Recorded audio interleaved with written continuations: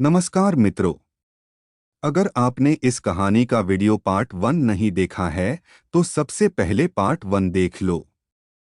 अगर आपने पार्ट 1 देख लिया है तो ये वीडियो पार्ट 2 आपके लिए है। अब पार्ट 1 से आगे। मैं गाड़ी से उतरा और ऑफिस के सामने जा खड़ा हुआ, जो कि खुलने की तैयारी में था। मैंने गाड़ी की तरफ मुड़कर नहीं देखा, क्योंकि मुझे खुद पर भरोसा नहीं था और मैं भी उसको चाहने न लगूं, ये डर था मन में। उसने इंतजार किया कि मैं पीछे मुड़कर देखूं। जब मैंने नहीं देखा तो उसने गाड़ी स्टार्ट की और गुस्से में गाड़ी बहुत स्पीड में भगाई। मैंने मुड़कर देखा, वो पागलों की तरह हाईवे क्रॉस करती हुई चली जा रही थी। उसकी ड्राइविंग देखकर एक पल मुझे डॉक्टर ड्राइविंग की मोबाइल गेम की याद आई। फिर मुझे उसकी चिंता होने लगी। मुझे उसकी चिंता थी कि कहीं उसे कुछ हो न जाए। मैंने उसे कॉल लगाया और उसने नहीं उठाया। मैंने दोबारा कॉल किया तो उसने कॉल पिक कर ली और बोली, अब क्यों किया फोन। उसकी आवाज में सिसकियां थी, जैसे वो रुआसी होगी। मैंने उसे कहा, गाड़ी इतना तेज क्यों चलाकर ले गए, कुछ भी हो सकता था। उसने कहा, मेरी इतनी फिक्र। मैंने जवाब दिया, नहीं, आपके मम्मी पापा की। आपने ही तो कहा था इकलौती हो। धीरे धीरे उसका जादू चलने लगा। फिर इस तरह मेरे ख्यालों में वो आने लगी। उससे बातचीत शुरू हो गई, मगर मैंने उसे कहा था कि मैं आपका सिर्फ दोस्त हूं। आपको पूरा हक है कि अपने लिए प्यार ढूंढो और अपने योग्य ढूंढो, जिसको आपके मम्मी पापा रिजेक्ट न कर सके। बातों बातों में हमारा मिलना जुलना बढ़ गया। धीरे धीरे मुझे उसकी आदत सी होने लगी थी। मैंने घर वालों को इशारा दे दिया था कि मैं शादी करने को तैयार हूं, बस लड़की मेरे पसंद की होनी चाहिए। अब मैंने उसे बोला कि क्या तुम मुझसे शादी करोगी। मैंने कोई प्रपोज नहीं किया, नहीं मुझे प्रपोज करना आता था, बल्कि उसी ने मुझे बताया था कि वो मेरे साथ पूरा जिंदगी बिताना चाहती है, मुझसे शादी करना चाहती है। मैंने उसे बोला, अपने पापा से बात करो और मेरी भी बात कराओ, क्योंकि उनकी इजाजत के बिना कुछ भी नहीं कर सकते थे। उसने बोला कि उसने बात कर रखी है, जल्द ही मैं उनसे मिलाऊंगी। मगर जल्द जल्द करके 3 महीने टाल दिए और कभी बात नहीं कराई।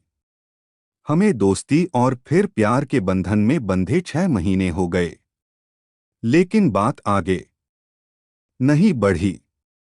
एक दिन मुझे उसने मिलने बुलाया और बोली कि आपके लिए एक सरप्राइज है, जल्दी आ जाना।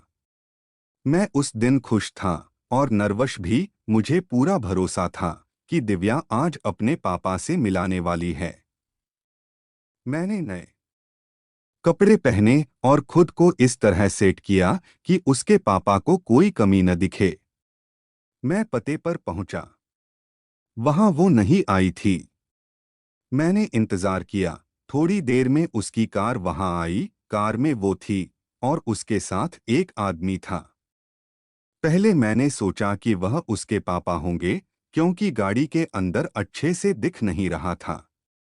फिर जब दिव्या बाहर निकली और कार के दूसरे दरवाजे से एक और आदमी बाहर उतरा, जो उम्र में दिव्या से थोड़ा सा बड़ा था।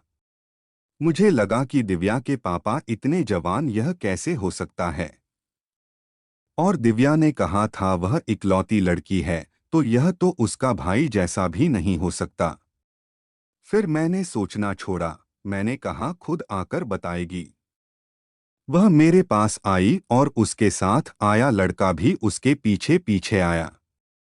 वह मेरे पास आई और बोली, कैसे हो और कैसा लगा सरप्राइज। मैंने कहा, सरप्राइज तो अच्छा है, पर बताओ तो सही है क्या। वह बोली, यह मेरे होने वाले पति है, मेरी शादी मेरे पापा ने इनसे फिक्स कर रखी है। मैं हंसने लगा और बोला, आज पहली बार इतना अच्छा मजाक किया। वो बोली, देखो मैं गरीबों के ज्यादा मुंह नहीं लगती, मगर ये गरीबों का बड़ा प्रशंसक है।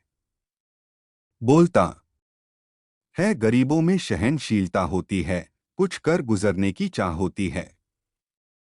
गरीब अपना आत्मसम्मान के लिए जीता है। वो किसी के आगे गिड़गिड़ाते नहीं है, ना कभी हार मानते हैं। मैंने भी शर्त लगा ली और बोली, गरीब एक नंबर का बेवकूफ होते हैं, अनजान पर भरोसा करते हैं और अपनी इज्जत खुद गिराते हैं। और गिड़गिड़ाते भी है, उनकी अपनी कोई इज्जत नहीं होती। सही कहा न मैंने? मैं अवाक सा कभी उसकी तरफ देख रहा था, कभी लड़के की तरफ। लड़का शर्मिंदा था, शायद मेरी तकलीफ समझ सकता था। मैंने उस लड़की को गलत साबित करना था, क्योंकि मेरा मजाक बन चुका था। वो अमीर लड़की सिर्फ शर्त जीतने के लिए मेरी भावनाओं से खेलती रही, मुझे पागल बनाती रही। मगर मुझे उसकी आदत सी बन गई थी।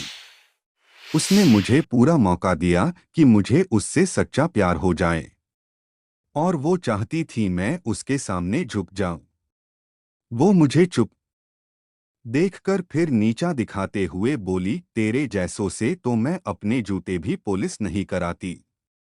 लड़का, दिव्या बस भी करो, और कितना मजाक उड़ाओगी इस बेचारे का। मैंने उसकी बात सुनी और उसे जोर से डांटते हुए बोला, बेचारा नहीं हूं मैं, और उड़ाने दो मजाक। मजाक मेरा नहीं, अपना उड़ा रही है ये। एक अमीर और कर भी क्या सकता है सिवाय गरीब के मजाक उड़ाने के। मगर सोचो, कोई लड़की किसी से 6 महीने प्यार का ड्रामा कैसे कर सकती है? और हाँ, अगर तुम्हें लगता है कि मैं तुमसे सच्चा प्यार करता हूं, या तुम्हें क्या लगता है तुम मुझे अचानक धोखा देकर छोड़ दोगी तो मैं बर्बाद हो जाऊंगा? गलत फहमी है आपकी। फिर मैंने थोड़ी झूठी मुस्कुराहट के साथ एक डायलॉग मारा, पता है, एक अमीर के लूट जाने और बर्बाद हो जाने और गरीब के लूट जाने और बर्बाद होने में क्या फर्क है? यही फर्क है कि जो 1-2 फुट की दीवार से गिरने वाले बच्चे और चौथी मंजिल से नीचे गिरने वाले बच्चे की चोट में है। समझ सको तो समझ लो। और हाँ, एक बात और कान खोल के सुन लो, किसी गरीब को बेवकूफ समझने की गलती कभी मत करना, क्योंकि मैं बर्बाद हो गया हूं, ये आपकी गलत फहमी है। बर्बाद कौन हुआ है ये जल्दी पता चल जाएगा। इतना कहकर मैं वहां से आ गया, और वो भी अपने मंगेतर के साथ चली गई। घर जाकर वो मुझे फोन पर फोन कर रही थी, मैंने नहीं उठाया। वो मैसेज में गिड़गिड़ाकर बोल रही कि प्लीज फोन उठाओ प्लीज, क्यों किया तुमने मेरे साथ ऐसा? प्लीज बोलो, प्लीज एक बार फोन उठाओ। वो ऐसा क्यों बोल रही थी?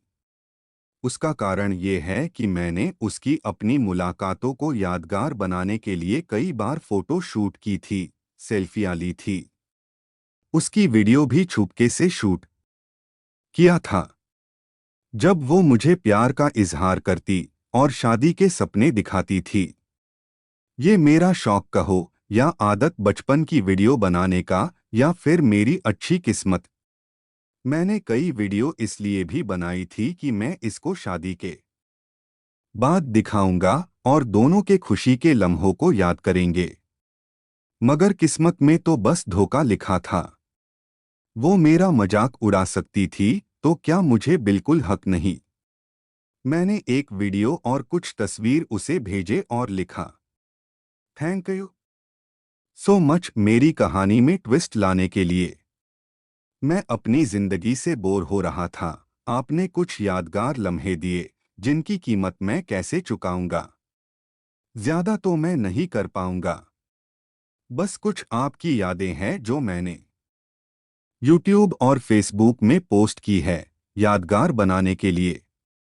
और हाँ, लाइक कमेंट शेयर ज़रूर करना। और YouTube में मेरे चैनल को सब्सक्राइब करना बिल्कुल मत भूलना।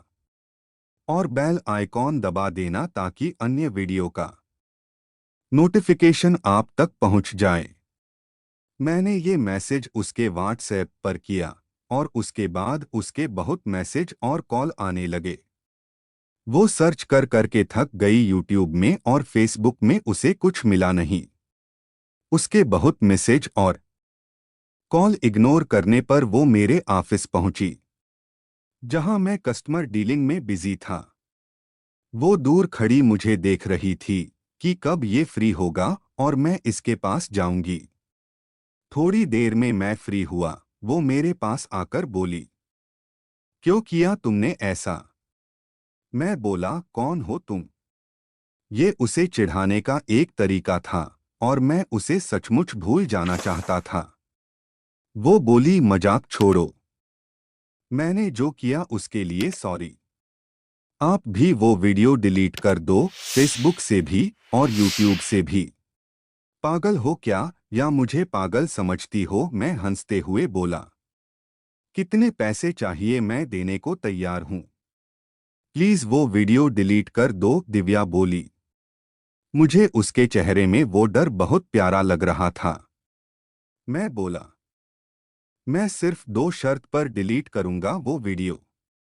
बोली, मंजूर है। मैं बोला, मुझसे शादी कर लो। ये क्या बकवास है? वो बोली। फिर मैं हंसा और बोला, आपने मंजूर है पहले क्यों बोला? सुन तो लो शर्त। शर्त नंबर 1, गरीब का मजाक मत उड़ाना, कभी दिल से मत खेलना उनके, क्योंकि वो दिल के बहुत अमीर होते हैं। ये झूठी मोहब्बत अपनी अपना गुरूर संभाल कर रखना। शर्त नंबर 2, गुस्से में गाड़ी तेज मत चलाना, अभी भी बहुत तेज चलाकर आई हो, तुम्हें कुछ हो जाएगा तो। वो बोली, ठीक है, अब वीडियो डिलीट करो। मैंने विनम्रता से कहा, वीडियो मैंने अपलोड की ही नहीं है, बस आपको व्हाट्सएप पर भेजा है। मुझे अच्छा नहीं लगता किसी की इज्जत से खेलना। नहीं, किसी के दिल से खेलने की आदत है। आप निसंकोच हो जाइए। वो कुछ और कहती कि मैंने उसे अपना मोबाइल दिया और बोला, जहां आपको आपके वीडियो फोटो नजर आते हैं डिलीट कर दीजिए। वो बोली, आप पर पूरा भरोसा है, आप खुद कर लेना। मैंने उसे बस इतना कहा, मेरा भरोसा तोड़कर भरोसा किया मुझ पर। हैरान हूं, आज हैरान हूं तुझ पर। ये इश्क तूफानों में सिमट गया और आंधी चल रही धीरे धीरे। वो बातों की खुशबू अब लौट रही गुलदस्ते में धीरे धीरे। आज एक बार फिर खुद से प्यार हुआ मुझे। भगवान ने मेरे अलावा मेरे काबिल किसी को बनाया ही नहीं। तू मेरी आदत थी, अब नहीं है। तू मेरी आदत थी, अब नहीं है। हम दोनों का साथ चंद लम्हों का लिखा था, उससे ज्यादा लिखाया ही नहीं।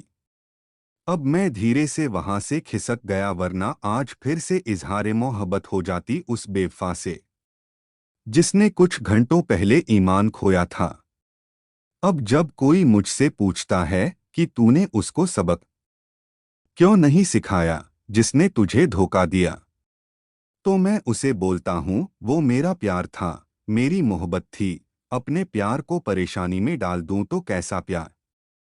और उसने मुझे कोई धोखा नहीं दिया, उसने तो सबक सिखाया मुझे। धोखा नहीं, सबक मिला है मुझे। अगर कहानी आपको पसंद आई हो तो वीडियो को लाइक करें, कमेंट करें, चैनल को सब्सक्राइब करें और साथ में बेल आइकन को भी जरूर दबा दें, ताकि आपको आने वाली सभी वीडियो की नोटिफिकेशन सबसे पहले मिले। और अगर आप भी इसी तरह की वीडियो बना करके पैसा कमाना चाहते हैं तो आप हमारी YouTube कंप्लीट किट खरीद सकते हैं, जिसमें बताया जाएगा कि आपको कंटेंट कहां से लेना है, एडिटिंग कैसे करनी है और साथ में यह भी बताया जाएगा कि वॉइस कैसे बनाई जाती है सॉफ्टवेयर के द्वारा। और इस किट का लिंक आपको हमारे चैनल के अबाउट सेक्शन में मिल जाएगा।